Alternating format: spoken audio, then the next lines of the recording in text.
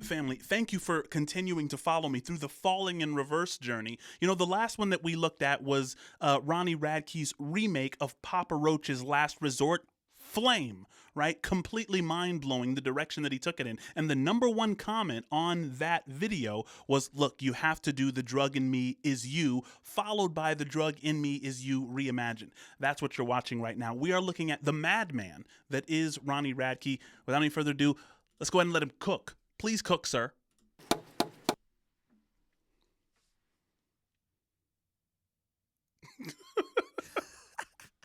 I heard a knock upon my door the other day.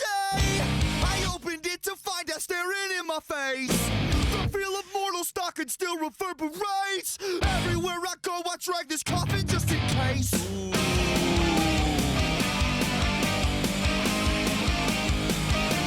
You guys remember, Ronnie Radke had a serious life or death experience. He had a drug overdose. He talks about it often.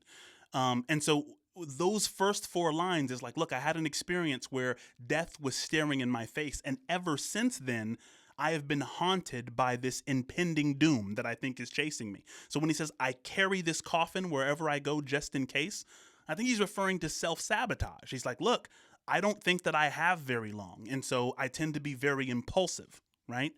It could be one of the consequences.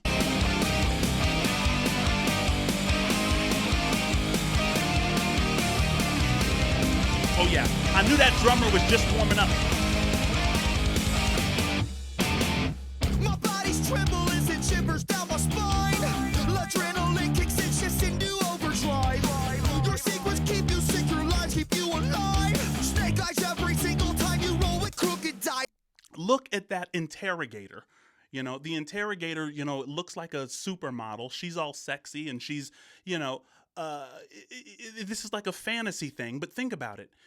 Even in situations which should be serious, right? Even when your addiction takes you down a very serious and dangerous path, it never leaves you alone for a second, does it?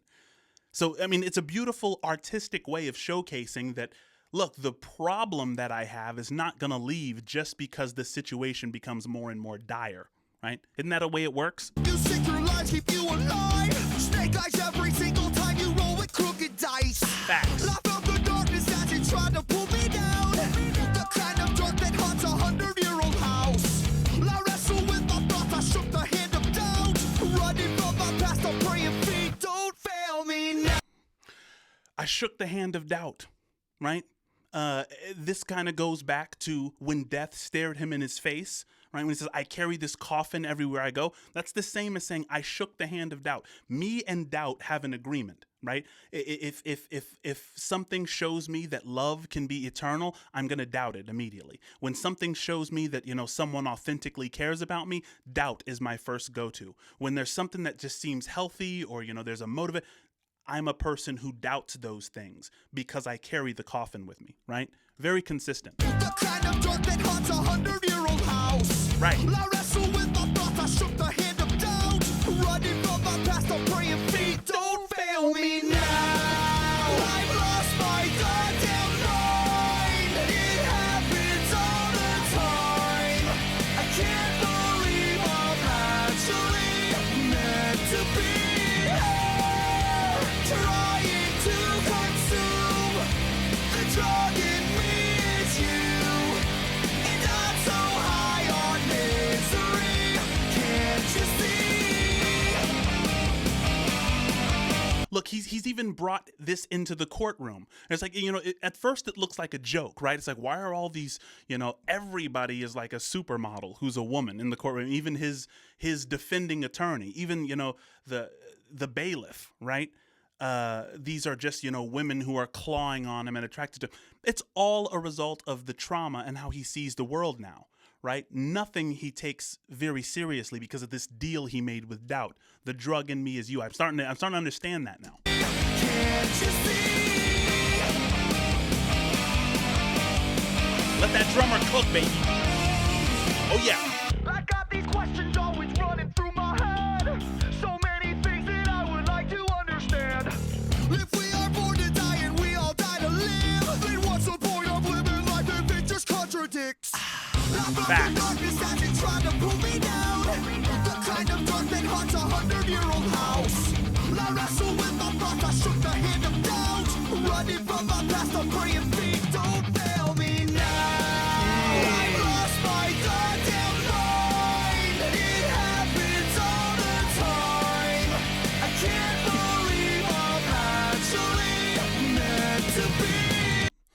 happens all the time. You're always in the same place. Trying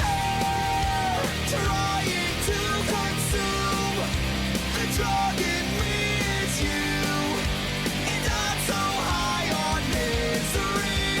Can't you see? Oh yeah, cook on that guitar, buddy, cook. That's fire.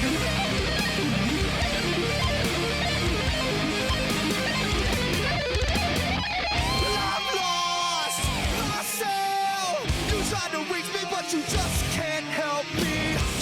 That drummer should not have licked that drumstick. No Diddy times infinity. But listen, I stole that from my brother Black Pegasus. He says, I'm so high on misery. High on misery is kind of a trip because it kind of reminds us of the day and age that we're in right now, where we're just kind of doing this trauma tourism, where every couple of days there's something really, really haunting in the news cycle. And we're just supposed to consume all of these traumas. And then, there's a new trauma every 48 hours. And so every 48 hours, you're losing track of the old trauma. And now you're faced with, a new one, right? And when he says, I'm so high on misery, right? Misery can just become your identity. You're just a trauma seeker. And then you have dogmatic positions on things you genuinely know very little to nothing about. It's called the Dunning-Kruger effect. Go back a couple bars to let him cook. Please cook, sir. Myself, you tried to reach me, but you just can't help me. So long, goodbye. You try to save me, it won't work this time. 'Cause now I've lost my fucking mind, and there's no fucking time. I can't believe I'm actually meant to be here, trying to consume the drug in me is you, and I'm so high on misery. Can't you see?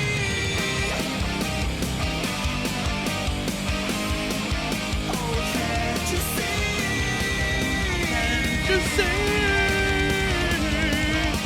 Can't you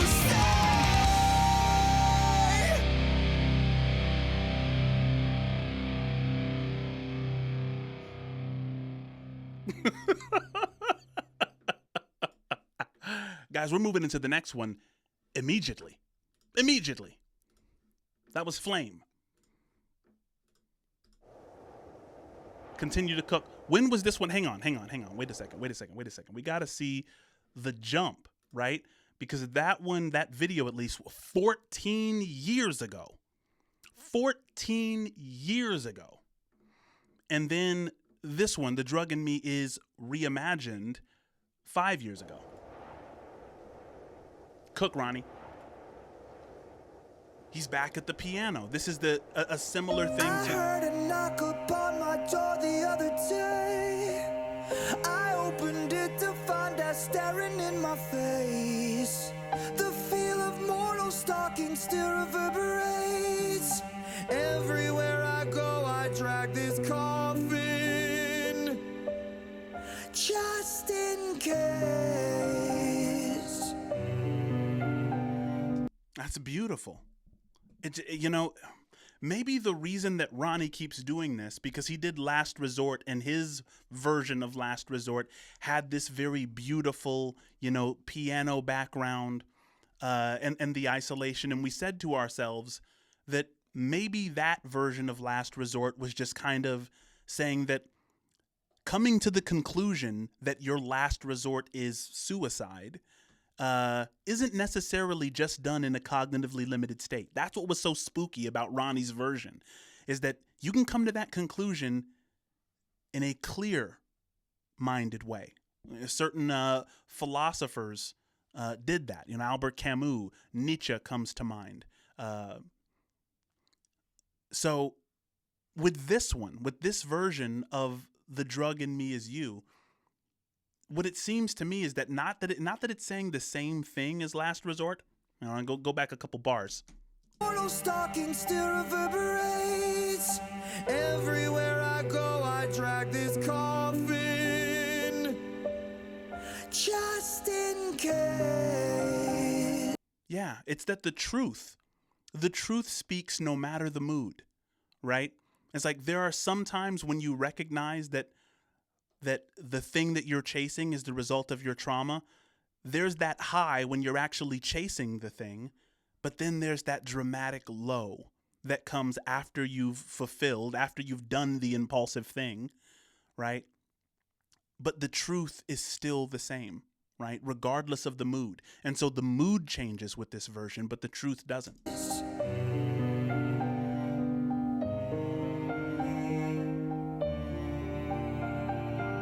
My body's trembling, sends shivers down my spine. Adrenaline kicks and shifts into overdrive.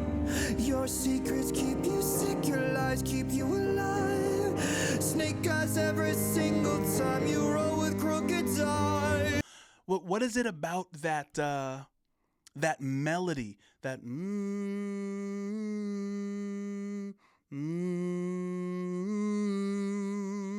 right? It's used so often with this melancholy. Maybe it's like it's flat notes. Somebody who understands music, elucidate in the comments what it is I'm trying to describe. It's like it's a very common melody that just reminds us of the melancholy. I felt the darkness as it tried to pull me down. The kind of dark that haunts a 100-year-old house. I wrestle with my thoughts, I shook the hand of doubt. Running from my past, I'm praying feet. Don't fail me now. Guys, another thing that I love is that Ronnie is actually visiting his older self, right? This was done 5 years ago, and the previous one that we watched was done 15 years ago. So Ronnie is visiting himself from the past and validating that version of himself.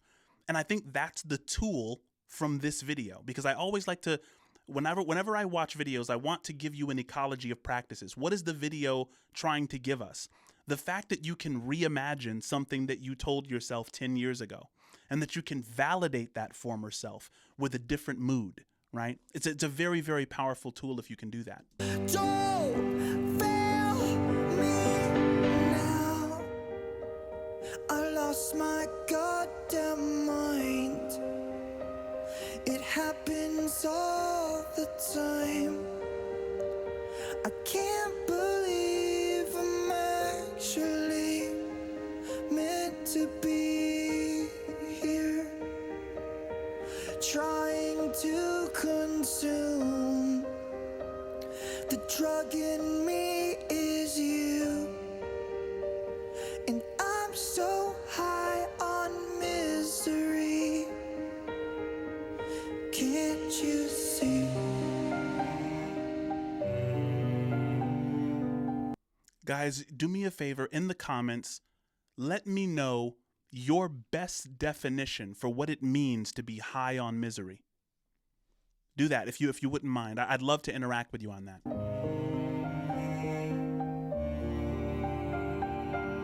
I've got these questions always running through my head. So many things that I would like to understand. If we are born to die and we all die to live, then what's the point of living life if it just contradicts? I felt the darkness as it tried to pull me down. The kind of dark that haunts a 100-year-old house. I wrestle with my thoughts, I shook the hand of doubt. Running from my past, I'm praying feet. Don't fail me now. Guys, when RADKE says, what's the point of living life if it just contradicts? There is a story by Albert Camus called The Myth of Sisyphus. And Sisyphus is punished by the gods. And his punishment is to roll a boulder up a hill only to have the boulder roll back down again on the other side. And then he has to go and he has to roll that boulder up the hill again. And so instead of being defiant of the gods and saying, you know, I'm not going to do this, I'm going to defy the gods, or I'm going to plead with the gods to have mercy on me, he accepts his fate and he just does this. He rolls it up the hill. And in doing that, in refusing to be defiant of the absurdity of his position, he actually adds meaning to the position. He makes his plight meaningful, right?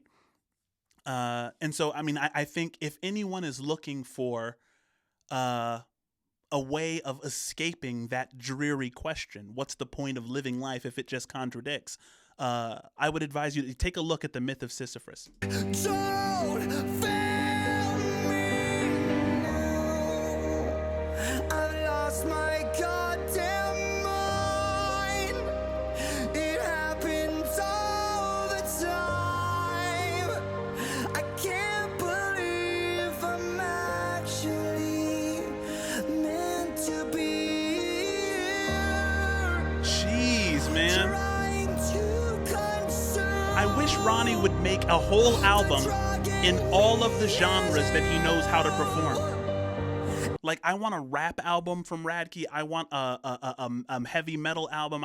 He just, song by song, he just chooses a mood and masters it.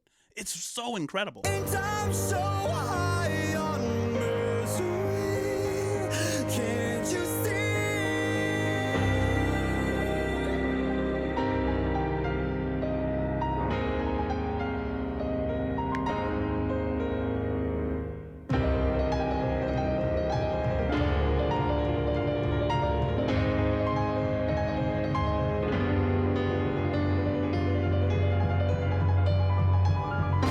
I've lost myself.